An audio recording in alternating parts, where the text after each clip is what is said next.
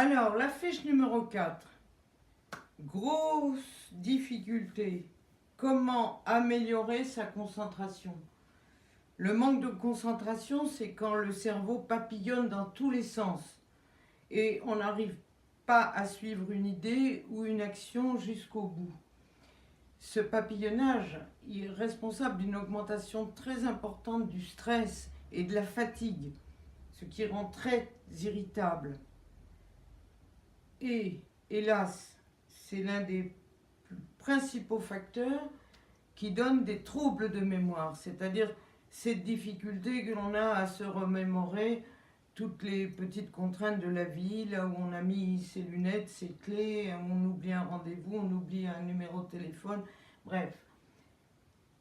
Le papillonnage du cerveau, en aggravant tous ces facteurs, entraîne un blocage, c'est-à-dire le cerveau ne peut plus fonctionner, il a du mal à lire, il a du mal à écouter, les actions sont hachées.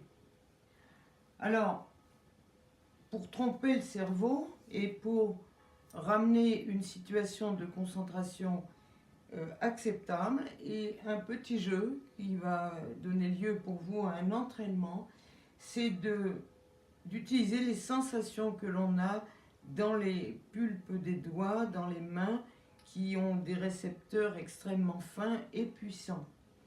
Alors pour cela, il vous faut quelques petits accessoires qui sont des pièces de monnaie, c'est-à-dire le contenu de votre porte-monnaie, les petites pièces de toute nature. Vous en prenez une dizaine et vous les placez dans votre poche, comme je le fais moi-même. Et le jeu va consister par le tact seulement, sans voir. Si vous n'avez pas de poche, mettez-les dans un endroit où vous ne voyez pas.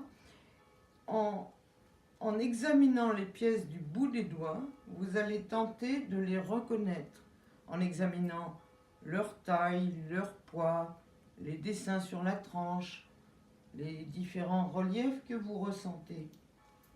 Et donc, vous allez progressivement affiner vos perceptions. Et vous sortez la pièce de la poche et vous pensez avoir reconnu 20 centimes. Et en fait, dans le cas présent, il s'agit d'1 euro. Donc je me suis trompée, je recommence. Je mélange. Et on fait ainsi ce jeu progressivement. Certaines pièces sont assez difficiles à distinguer les unes des autres. Et là, votre cerveau vous dit merci. Il est content parce que vous l'avez orienté vers une activité à base des perceptions que nous avons et qui sont particulièrement fortes dans les mains. Et cela permet au cerveau de se distraire tout en progressant. Et ainsi, par cette sorte de jeu, vous allez améliorer votre qualité de vie, votre concentration au quotidien, sans stress, simplement en renforçant les sensations que vous avez dans les doigts. Voilà, pratiquez cet exercice souvent.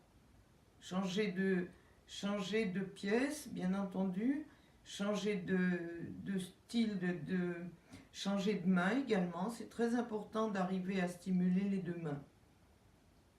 Et ainsi, progressivement, vous allez améliorer vos capacités de concentration. Votre cerveau sera capable d'utiliser d'autres moyens que la vue et